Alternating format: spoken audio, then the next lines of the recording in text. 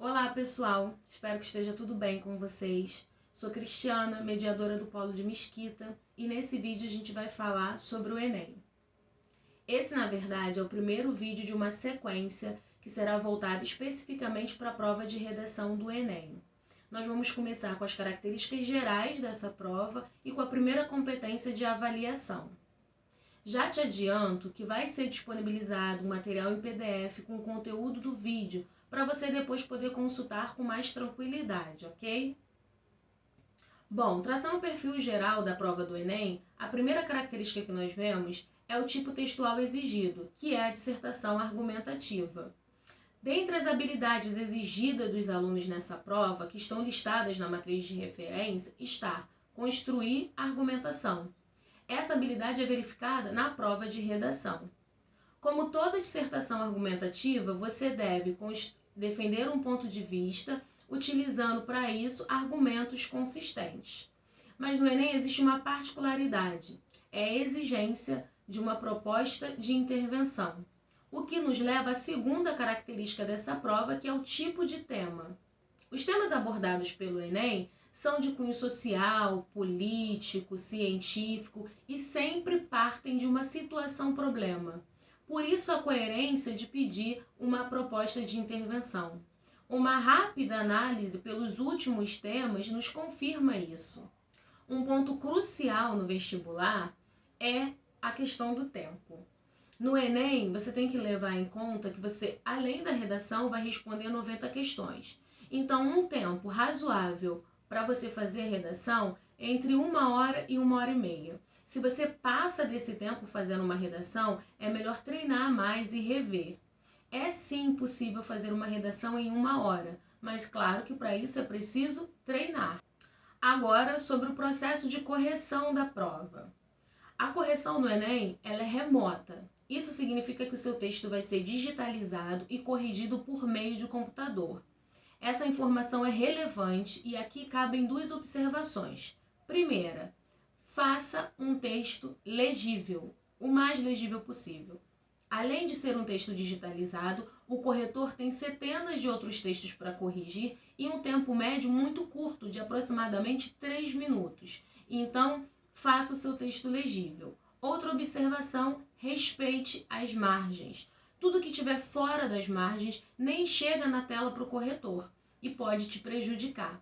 No Enem, a redação, além de boa, ela deve parecer boa.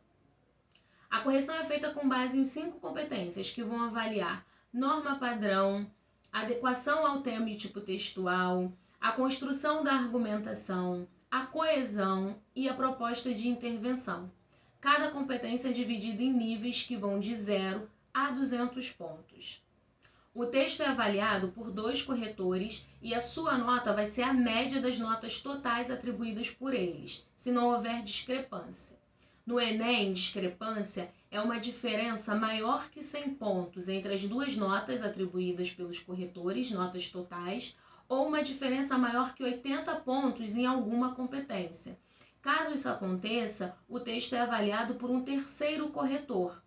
Entre esse terceiro corretor e os outros, se não houver discrepância, faz-se a média das notas que mais se aproximam. Se por acaso houver discrepância ainda entre o terceiro corretor e as notas dos outros 2, aí o texto é avaliado por uma outra banca com 3 corretores.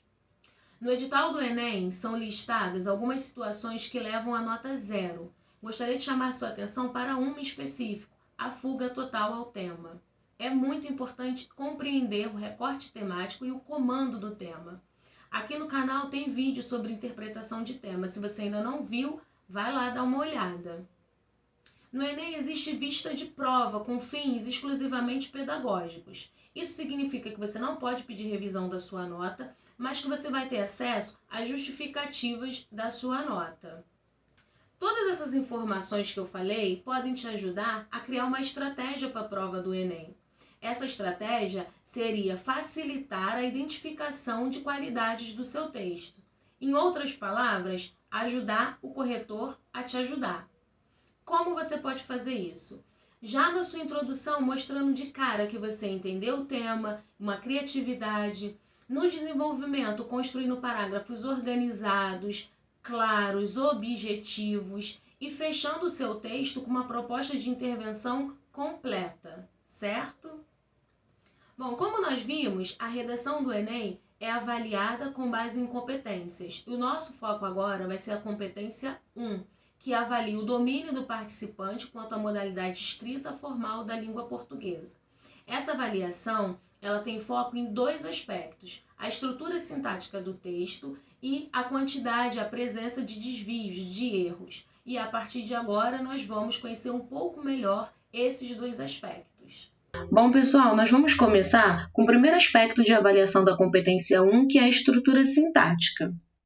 Estrutura sintática, galera, diz respeito à organização dos elementos das orações e dos períodos.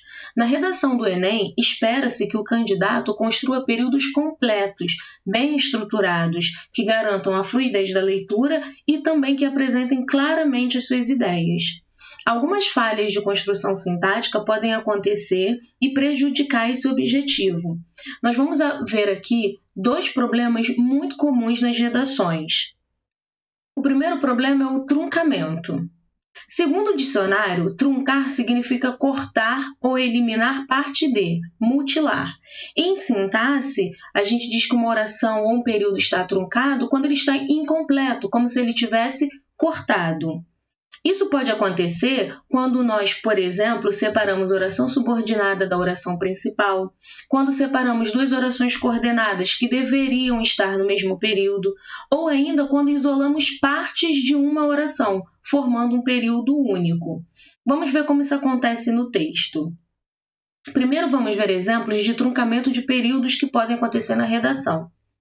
Aqui temos um exemplo de uma falha muito comum. Vemos que as orações subordinadas iniciadas por gerúndio, deixando a infância de lado para usar aplicativos e dificultando assim o aprendizado e adaptação, elas estão separadas de suas orações principais por um ponto. Percebam que essas orações sozinhas, elas não têm sentido, elas não fazem sentido. Esse período, a gente diz que é um período truncado. Nesse próximo exemplo, a gente vê um truncamento de período com orações iniciando por conectivo, por conjunção. Veja que a oração iniciada pela conjunção pois constitui um período único, quando ela deveria fazer parte do período anterior. O mesmo acontece com esse segundo exemplo, com a oração iniciada pela locução visto que também deveria fazer parte do período anterior. Percebam que essas orações sozinhas, formando um período único, também não fazem sentido. É como se elas estivessem mutiladas, truncadas. Bom, pessoal, o truncamento ele também pode acontecer quando nós isolamos partes de uma oração. Nos exemplos que nós vimos até agora, nós vimos orações que haviam sido separadas e deveriam compor um único período. Mas a gente pode também isolar parte de uma oração. Vamos ver como isso acontece na prática. Nesses 2 exemplos aqui, nós temos truncamento por isolamento indevido de partes da oração. No primeiro, o adjunto, nos séculos anteriores ao século XXI, foi isolado da oração da qual ele deveria fazer parte, assim como a parte exemplificativa no segundo exemplo, seja nas redes sociais, seja com jogos ou filme. Percebam que, como ocorre no truncamento, essas partes que compõem um único período, elas não fazem sentido, elas estão incompletas, ok? O segundo problema muito comum nas redações que atrapalha a estrutura sintática é a justaposição. Aqui ocorre o contrário do truncamento. Enquanto no truncamento separa-se o que deveria estar junto num único período, na justaposição é a falta dessa separação que prejudica. A justaposição acontece quando períodos ou orações deveriam estar em períodos únicos e não estão, constituem um mesmo período. Vamos aos exemplos. Primeiro, a justaposição de orações. Eu vou dar uma lida neste exemplo para você poder perceber melhor como a justaposição atrapalha a fluidez da leitura.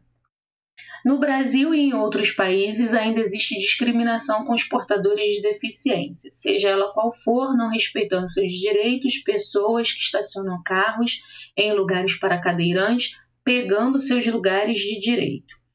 Aqui fica claro que este período precisa de uma pontuação para poder separar as ideias, as orações e apresentar mais claramente o que se pretende. Então, aqui nós temos pelo menos 3 ideias: discriminação, a existência dela, o desrespeito aos direitos dos portadores de deficiência e um exemplo, desse desrespeito. Neste caso, as vírgulas poderiam ajudar. Elas separariam as orações e também apresentariam de forma mais clara essas 3 ideias.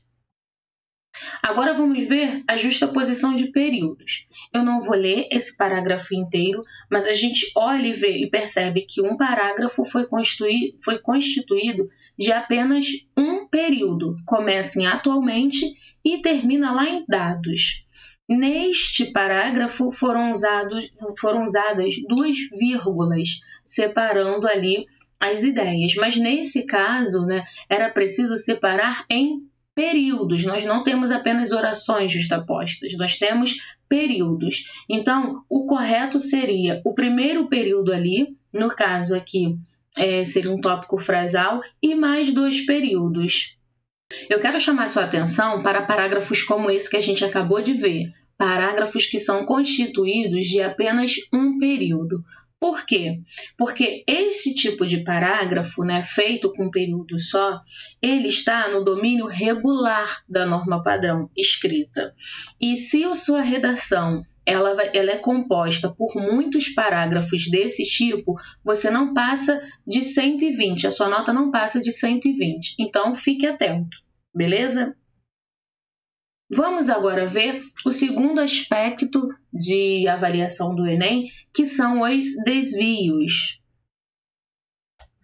No Enem, pessoal, os desvios são elencados em 4 categorias: de convenções da escrita, gramaticais, de escolhas de registro e de escolha vocabular. Os desvios de convenções de escrita dizem respeito à forma como se escreve determinada palavra. Então, nesse caso, serão avaliadas regras de acentuação, de ortografia, de hífen, de uso de maiúsculas e minúsculas, separação silábica e translineação. Translineação acontece quando você não consegue escrever uma palavra inteira na linha e você separa usando um hífen no final dela. Bom, aqui é preciso estar atento às regras do novo acordo ortográfico, porque ele mudou algumas regras de acentuação e de uso do hífen. Elas já estão valendo e, se você não segui-las, pode ser penalizado. Quanto aos desvios gramaticais, serão avaliadas regras de regência, de concordância, de pontuação, de paralelismo sintático, emprego de pronomes e crase. Vamos ver os erros mais recorrentes dentre esses desvios, começando com concordância. No Enem, é muito comum estruturas em que o sujeito aparece após o verbo, como nós temos nesses exemplos. É retratado a contínua manipulação, é necessário a participação, faz-se necessário a promoção. Nesses casos aqui, é preciso ficar atento à concordância. Aqui houve um erro de concordância nominal. O correto seria retratada a contínua manipulação, necessária a participação e faz-se necessária a promoção. Além da concordância nominal, é preciso ficar atento também à concordância verbal. Com relação à pontuação, o sinal de pontuação que é mais utilizado e que gera mais problemas é a vírgula. Então, vamos ver os principais erros. O primeiro é a vírgula separando o sujeito do predicado, a vírgula separando o sujeito do seu verbo. Esse exemplo aqui, a gente vê que os desafios para a formação educacional dos surdos no Brasil é o sujeito, e ele está separado do seu verbo ali, do deverá, do predicado. A mesma coisa aconteceu nesse outro exemplo.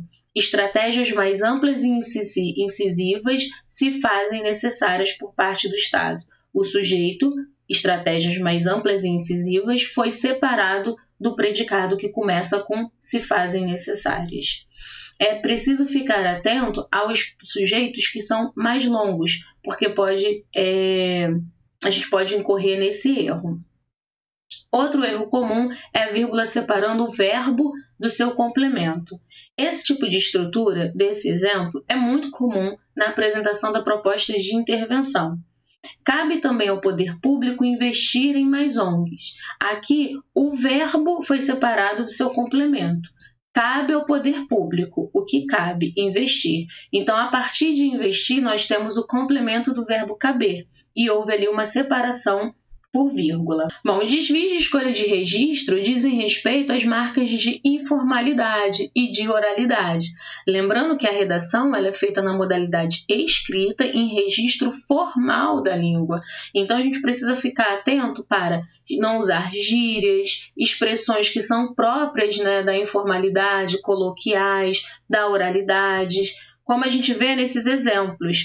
No primeiro foi usada a expressão não tem nada a ver, né? Isso é muito comum no dia a dia, é coloquial. No segundo, a gente tem a redução do verbo estar para a forma tá.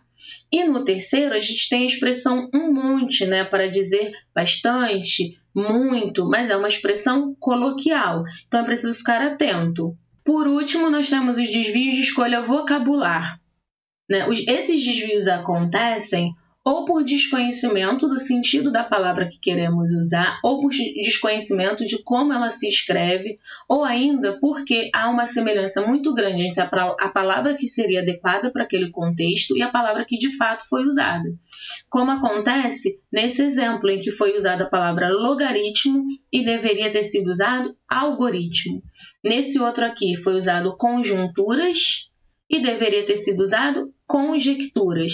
Então, nós devemos ficar muito atentos às palavras que são muito parecidas, são chamados parônimos, e também os homônimos, que são aquelas palavras que têm uma certa igualdade, seja fonética ou gráfica, para não incorrer nesse tipo de desvio. E se você não tiver certeza de como se escreve tal palavra, ou do sentido que aquela palavra tem pode acarretar no seu texto, é melhor não utilizá-la, certo? Bom, espero que esse vídeo tenha ajudado. Em caso de dúvidas, escreva um comentário ou procure o mediador do seu polo. Tenha bons estudos e até a próxima!